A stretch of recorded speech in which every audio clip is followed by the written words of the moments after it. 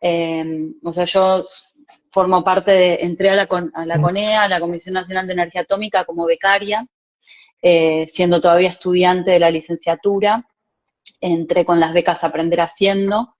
Durante 3 años fui becaria y cuando se terminaron esos 3 años pasé a planta permanente. Entonces yo soy empleada estable de la CONEA. Y en la facultad tengo un cargo regular, entré por concurso, o sea, concursé el cargo, este año me tocó reconcursar y lo renové el cargo. Entonces tengo los dos cargos en blanco y algo muy extraño en nuestro país. Es extraño para mí, que hice casi toda mi carrera como trabajadora precarizada, ¿no? Sueldos son, mi punto es, o sea, como que lo que se precarizó es el sueldo. Lo que hizo pomada, realmente se hizo pomada, o sea, los sueldos que estamos ganando no te permiten llegar a un alquiler, por ejemplo. Claro, Este, lo que te decía es que por lo menos es lo último que había visto respecto a los trabajos en blanco era que, o sea, el trabajador en blanco ahora también es pobre. O sea, no es garantía, la modalidad en la contratación no es garantía o sea, para poder llegar a fin de mes, digamos. O lo sea, creo único que que te garantiza, sí, yo creo que lo único que te garantiza es que te gatillen, que te recorten del sueldo, porque ni siquiera es que lo que te descuentan para la obra social rinde sus frutos, porque la obra social está tan hecha pomada que no conseguís turnos, no tenés turnos para hacerte estudios, la atención es tan precaria que no vale la cantidad de dinero que te recortan de tu salario. Creo que es esa la situación. Por lo menos lo que a mí respecta, sí, nuestros sueldos están muy venidos abajo. Nunca fueron muy altos los sueldos de CONEA, ¿no? no, no. Siempre estuvimos muy por debajo de otros trabajadores y trabajadoras con igual carga horaria, igual cantidad de formación, del mismo sector nuclear. La CONEA siempre tuvo sueldos muy bajos, pero estos últimos 2 años se fueron al piso, porque se quedaron totalmente frisados. Entiendo. Y yo no sé si porque se me cortó a mí y ya lo habías planteado, pero no lo sé, si contaste ya de qué trabajabas. No, te cuento, Ah, dale. porque eh, yo creo que eso es lo que más nos falta a nosotros, contar lo que hacemos. A mí me sorprende eh, que cuando charlo con cualquier otra persona que no trabaja donde trabajo yo, la mayor parte de las veces me encuentro con que se sorprenden de enterarse de que en la Argentina existe un centro atómico o varios centros atómicos, según de dónde están, en qué parte del país estén, capaz que lo tienen a 20 cuadras, como nos pasa a los que vivimos en el conurbano del lado de San Martín, y, y no saben de su existencia, no saben lo que se hace ahí. Este, bueno, yo en particular no estoy en el sector de producción, que es lo que primero que una piensa cuando le hablan de tecnología nuclear. Yo trabajo en una gerencia que se dedica a temas de química, en el grupo en el que yo estoy, es el grupo de físico-química de fluidos. Nos dedicamos a estudiar eh, cómo florecen y fosforecen moléculas colorantes, y el grupo tiene varias publicaciones, una línea de trabajo muy fuerte en el diseño de líquidos iónicos que se pueden usar para detectar radiaciones ionizantes. El grupo tiene una patente con esto y con esta idea, y entonces nosotros hacemos mucho trabajo de entender cómo se transfiere energía de una molécula a la otra, y entendiendo eso y entendiendo si esa transferencia se puede mejorar concentrando las moléculas, podemos diseñar cócteles que los podemos usar para una diversidad de cosas, y en particular este nicho de utilizarlos para detectar radiaciones ionizantes es algo que en el contexto nuclear tiene muchísimas, sí, muchísimas aplicaciones y muchísimas perspectivas. Bien, Entonces es un trabajo que tiene mucho de mesada en el laboratorio, mucho de mediciones y mucho tiempo de analizar datos en la computadora, ¿no? O sea, el trabajo científico a veces uno se lo imagina siempre rodeado de aparatos y a veces te pasas el día completo en una computadora analizando datos, y otro tiempo en el laboratorio. bien, Este, perfecto. Bueno, es muy interesante. Si vos querés contar, yo, bueno, había hecho una introducción que no, la perdimos, pero más que nada, si querés contar un poco más específicamente eh, de qué se trata el trabajo que estás haciendo sobre tu tesis, ah, el proceso para doctorarte. ok. Ok, la tecnología Skipper, los sensores CCDs son sensores de silicio pixelado. Son vidrios muy finitos, muy chiquititos. eh, Quizás mucha gente los ha sentido nombrar en conexión con los celulares. En los celulares en realidad hacemos, pero la matriz de detección es básicamente la misma, es un sustrato de silicio. Entonces, estos sensores se vienen usando desde hace muchísimos años para detectar partículas. Este, y la tecnología Skipper introdujo una innovación en la forma en la que se leen estos sensores, porque habilitan la posibilidad de leer muchas veces la carga que quedó almacenada en cada píxel. Y si uno puede repetir la medición de la carga almacenada en un píxel muchas veces, uno puede reducir mucho el ruido de lectura. Y eso te permite resolver en energía con una precisión muy grande. Entonces, si conseguiste las condiciones adecuadas para reducir la corriente oscura que tienen los sensores, y los tenés a oscuras, los tenés fríos, o sea, si armaste tu experimento bien, la reducción el ruido de lectura puede habilitarte a contar electrones de a uno en un píxel, ¿no? Y entonces eso te habilita a detectar deposiciones de energía muy bajas. O sea, podés pensar en utilizar estos sensores para detectar pequeñísimas deposiciones de energía. Entonces, si vos, por ejemplo, pensás en exponer estos sensores a un neutrino, que es el tipo de partícula que te puedes encontrar a la salida de un reactor nuclear, los neutrinos se producen profusamente luego de las fisiones y son partículas que son neutras, que tienen una masa muy, muy, muy pequeña, eh, y entonces tienen muy pocas probabilidades de interactuar con la materia con la que se van encontrando. Entonces, si lo hacen, además, van a dejar deposiciones de energía muy bajas. Entonces, uno, para poder medir este tipo de partículas, quisiera tener sensores como estos. Y estos sensores se pueden utilizar para esto. Son, además, sensores que vienen demostrando cualidades, o sea, que vienen demostrando ser capaces de poner límites a la detección de candidatos a, a partículas muy exóticas, a materia oscura, por ejemplo. Entonces, mi línea de trabajo con el doctorado se propuso utilizar estos sensores para detectar neutrinos producidos en un reactor nuclear en nuestros Y Atucha 2. te pregunto esto, te toco muy de oído. O sea, ¿está vinculado con, digamos, poder determinar la potencia del reactor o no tienen nada que ver? Bueno, en realidad yo toco de oído en relación con el tema controles de reactores. También o sea, si bien soy licenciada en física, no me especialicé en eso. Reactores, ¿no? Eh, este, sí, uno puede pensar en temas de seguridad nuclear inmediatamente, si tuviera la capacidad de censar neutrinos.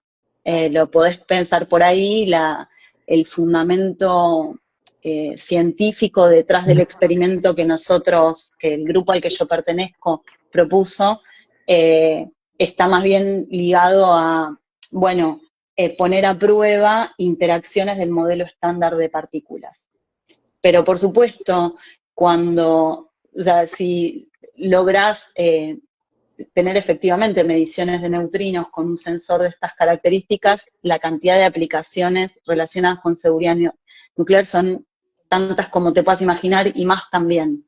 Eh, Digo, sí, lo que sucede con la ciencia básica, que es a lo que me estoy dedicando yo en la línea doctorado, ¿no? Es que eh, te abre un mundo propio enorme, pero te habilita, una vez que conseguiste resultados, a buscarle aplicaciones en cosas más concretas. La proliferación, por ejemplo, Claro, por ejemplo, por sí, ejemplo. Bien. sí. No quiero, No, no quiero meterme demasiado por ahí porque, viste que, pero sí, o sea, la Argentina, eso de todos modos es un tema interesante, porque la Argentina, todos los desarrollos que buscó en relación con el mundo nuclear siempre fueron eh, por el lado de las aplicaciones completamente pacíficas de la tecnología nuclear. Es recontra importante eso, tenerlo siempre en cuenta, ¿no? O sea, a la Argentina nunca se le ocurrió, no hubo ninguna línea de laburo que buscara la proliferación, más bien todo lo contrario, ¿no? O sea, la búsqueda va por generar estrategias para detectar, para aplicaciones en medicina nuclear, en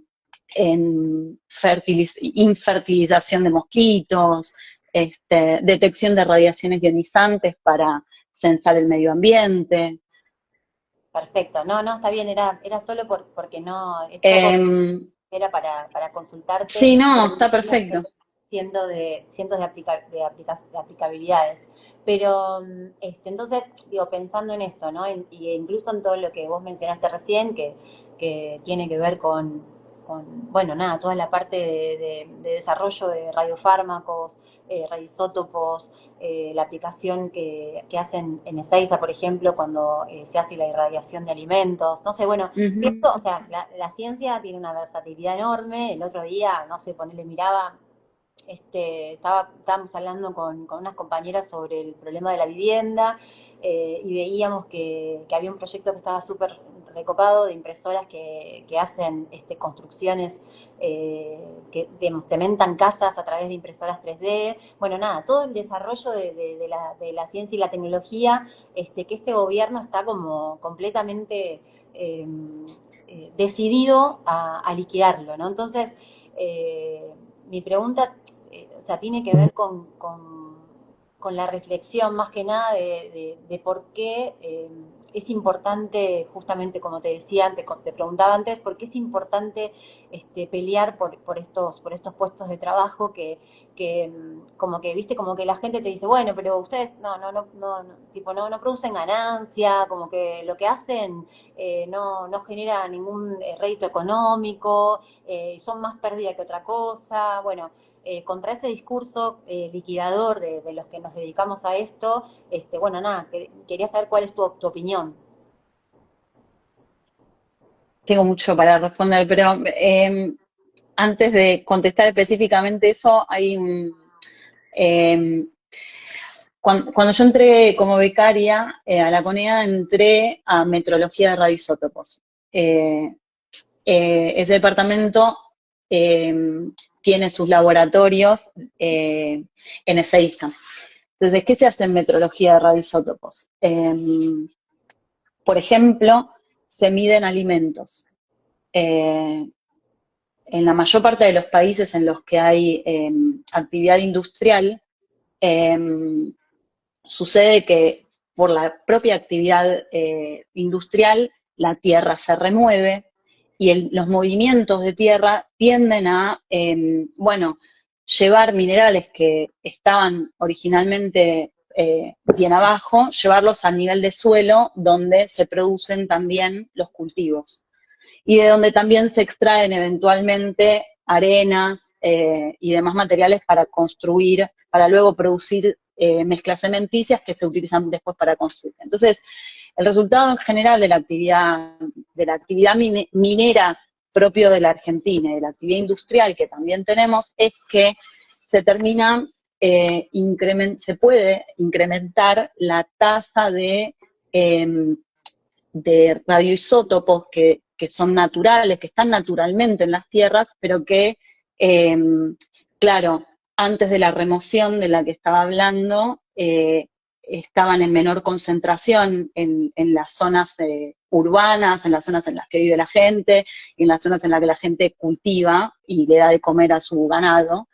Y esta remoción la hace concentrar un poco más. Entonces puede hacer que se incrementen las tasas de dosis radioactiva que recibimos los humanos a través de los alimentos que ingerimos, por la simple exposición al radón producido por el decaimiento natural del uranio en los cementos, etcétera. Entonces, una de las cosas que se hace en metrología de radioisótopos es, por ejemplo, medir la presencia o no de radioisótopos en los alimentos que consumimos y en los alimentos que se exportan. Porque resulta que las leyes europeas, por ejemplo, muchas de nuestras exportaciones van a parar a Europa, piden que tengamos, que los alimentos que salen del país tengan una certificación de no radioactividad. En Europa hay una preocupación muy grande por ese tema porque ellos, luego de Chernobyl, encontraron incrementos particulares muy altos en la actividad radiológica, ¿no? Sobre todo tiene mucho radón, en las tierras tienen actividad radioactiva y entonces ellos controlan mucho los alimentos que reciben de afuera para no incrementar la tasa de dosis a la que está expuesta su población. Entonces, medir estas cosas tiene muchísimo interés y nosotros, o sea, la CONEA, somos quienes medimos estas cosas. No solo eso, el Departamento de Metrología, por ejemplo, se ocupa de calibrar los activímetros, las cámaras de ionización que se utilizan en los hospitales de medicina nuclear para medir las jeringas, las probetas que se utilizan para inyectar a los pacientes, a los que se les tiene que hacer diagnósticos utilizando radioisótopos o a los que se tiene que tratar con dosis radioactivas. Entonces, lo producimos nosotros aparte. Por supuesto, por supuesto. Pero te das cuenta que basta con que entres a un solo laboratorio de la CONEA para que te encuentres una aplicación, no importa el valor económico de eso, poner un precio a esa vida que se está salvando con un tratamiento o con un diagnóstico utilizando un radioisótopo. ¿Qué precio tiene esa vida? Ahora, claro, las actividades como estas, en las que hace falta mucho tiempo de formación de personas, mucho tiempo de desarrollo de tecnología, o sea, la palabra inversión acá tiene otro sentido, que no es estrictamente el monetario. Por supuesto, necesitas el dinero del Estado para comprar aparatos, para pagar sueldos, para sostener toda la estructura que tenemos, pero todo ese dinero invertido también es invertido en formar gente que te va a producir cosas a futuro. Por supuesto, tiene esta complicación de que los resultados por ahí no se ven hoy, mañana, pasado. Y es cierto que en un lugar tan grande como la CONEA te vas a encontrar con laboratorios en los que la expertise está más abocada a trabajo en ciencia básica, pero eso no significa no significa que no sea útil. Es útil por sí mismo, pero además potencia el trabajo de los que se dedican a la ciencia aplicada, a la aplicación tecnológica directamente, porque todos los grupos se nutren unos de los otros. Los grupos en la CONEA no trabajan de manera estanca en general. Claro, sí. Aparte hay un montón de sectores que ojalá podamos entrevistarlos a todos, pero bueno, hay todo un sector que hace la parte de materiales, hay un sector que hace ensayos no destructivos. Sí. Bueno, hay un montón. Bueno, la gente que se dedica a estudiar materiales necesita de las líneas de neutrones de los reactores funcionando para poder llevar e irradiar esos materiales y luego observarlos en sus microscopios o hacerle los ensayos que les tienen que hacer posteriormente para evaluar si envejecieron, si se dañaron, si Bien, perdieron propiedades físicas. bien. Bueno, ay, tengo un montón de preguntas para hacerte, pero no sé cómo estás de tiempo. Bueno, Estoy con tiempo porque es viernes a la noche, viste que es el único momento de la semana en el que podés. algo, ponele. Bueno, nada, después yo te había como comentado un poco, habíamos charlado en su momento respecto de, bueno, de cómo, esto vamos más al plano más político, de cómo salió el gobierno después de las elecciones. eh, pero, digamos, lo que más quería charlar con vos era respecto a lo que se viene, que está vinculado a la reforma laboral. Nosotros como trabajadores estatales venimos ya sufriendo con la ley bases una reforma laboral ya desde hace, no de hecho, ¿no? Pero venimos siendo atacados bastante fuerte. Nosotros todavía en el sector no tuvimos, como sí tuvieron otros sectores en el Estado, despidos, pero la verdad es que el deterioro salarial, la falta de presupuesto y todo, digamos, terminan siendo despidos encubiertos en el sentido de que los compañeros y las compañeras no aguantan más y se van, terminan yéndose a Mm, buscar laburo en otros lados, y si no, la situación del pluriempleo que hace que tengas 80 trabajos y trabajes ujú, 24 horas al día. sí.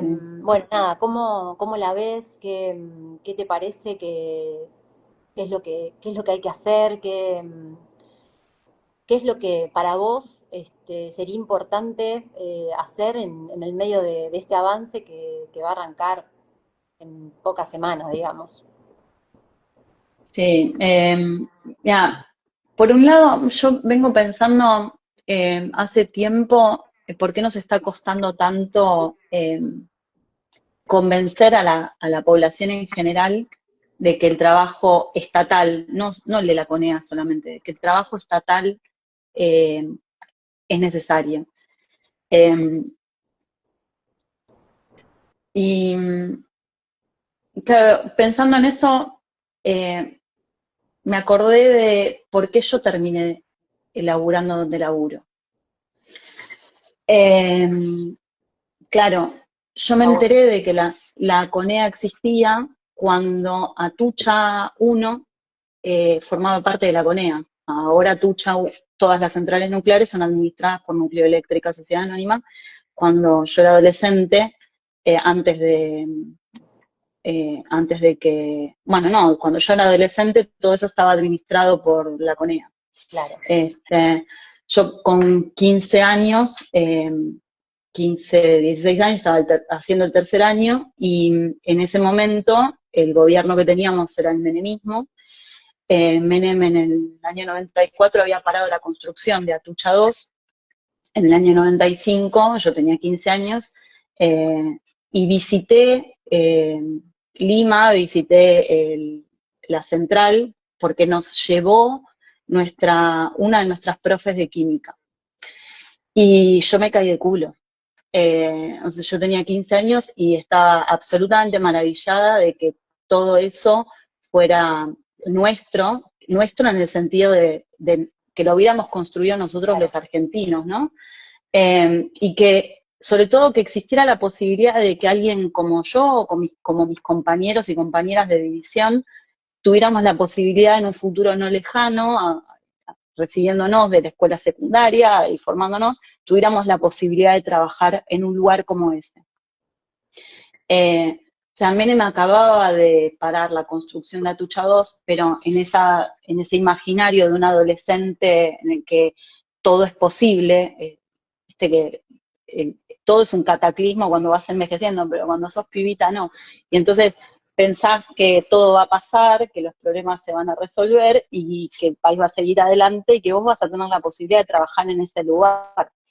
Yo creo que esa fue una de las cosas que hicieron que yo me volcara a estudiar la carrera que estudié, que tenía la sensación, además de curiosidades personales, ¿no? Sobre la naturaleza en general, tenía la sensación de que en el país en el que yo vivía, si yo estudiaba una carrera científica, tenía un lugar donde trabajar, de eso que yo había estudiado.